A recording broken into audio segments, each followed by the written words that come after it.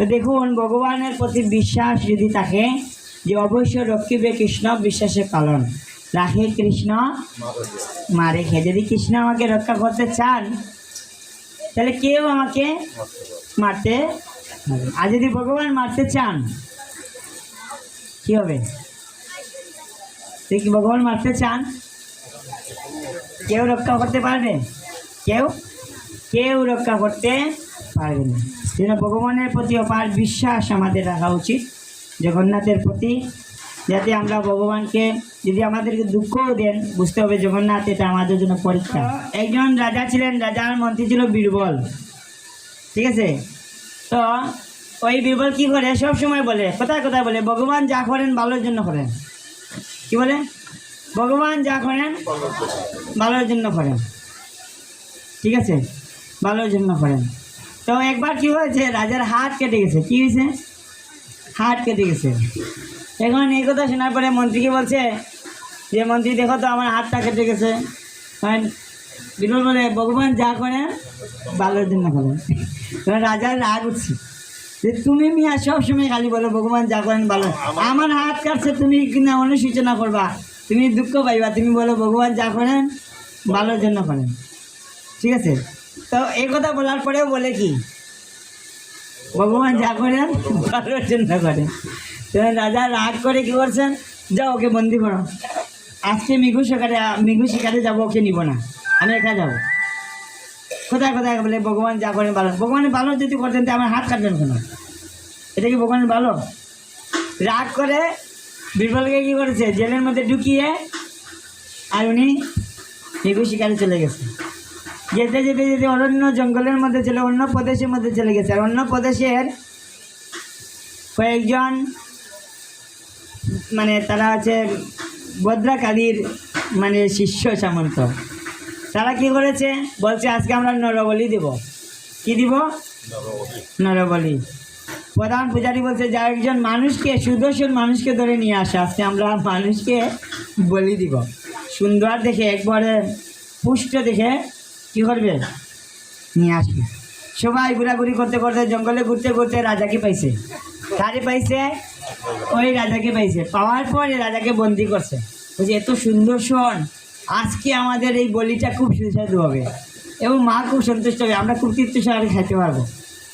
তাকে ধরে নিয়ে আসছে, ধরে নিয়ে এসে স্নান টান করানোর পরে খালি বলি দিবে।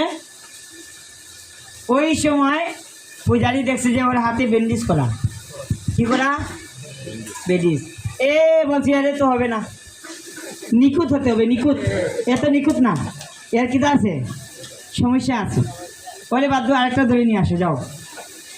এখন ওনাকে ছেড়ে দিয়েছে। তো রাজা শান্তি পেলেন, হায় রে বেঁচে গেলাম রে, যদি আমার হাতটা কাটা না থাকতো আজকে আমার বড়ি বলে হয়ে যেত। এখন চিন্তা করতে করে কোনোরকম প্রাণে বেঁচে রাজ্যে ফিরে আসছেন। ফিরে আসার পরে নিঃশ্বাস পেলেন আরামে। তো গিয়ে বললেন আজকে বীরবলের সাথে দেখা করি, জেলে যাই। যাওয়ার পরে কি বলছে, এই যে বীরবল এদিকে আসো, আজকে একটা অদ্ভুত ঘটনা ঘটছে। কি হয়েছে জানো? ভগবান যা করেন ভালোর জন্য করেন। আমার হাত যদি আজকে কাটা না থাকতো তাহলে তো আজকে আমাকে আর পেতে না, তুমি আমাকে সবাই বলি দিয়ে দিত। তুমি ঠিকই বলেছ, ভগবান যা করেন মঙ্গলের জন্য করেন। তো কিন্তু একটা জিনিস আমি বুঝলাম না, তোমাকে কেন বন্দি করলাম আমি? আমার তো একটা কারণ আছে, আমি এটা বুঝলাম ভগবান আমাকে বাঁচানোর জন্য আগে থেকে আমার হাত কেটে নিলেন, আমাকে রক্ষা করার জন্য। মাঝে মধ্যে কিন্তু আমাদের দুর্ঘটনা ঘটে দাদু, হাত কাটি যায়, পাও কাটি যায়, মানে বুঝতেই পারছি আপনার বড় ধরনের ঘটনা আছে। আর ভগবানের এটা হালকাভাবে নিছেন গিয়া, এটা ভগবানের প্রতি কৃতজ্ঞ থাকা উচিত। যাই হোক, এখন বলছে তাহলে তোমারে কেন? এই কথা বলার পরে তো আবার বীরবল বলছে ভগবান যা করেন ভালো জন্য। তুমি বারবার খালি বলো, আবারও বলছে তুমি ভগবান যা করেন ভালো জন্য। তোমার এখানে বন্দি করলাম আমি, তুমি এখানে জেলে গেলে মন্ত্রী হয়ে। তখন বীরবল বলছে দেখুন প্রভু, যদি আপনি আমাকে বন্দি না করতেন, দুইজন একসাথে থাকতাম।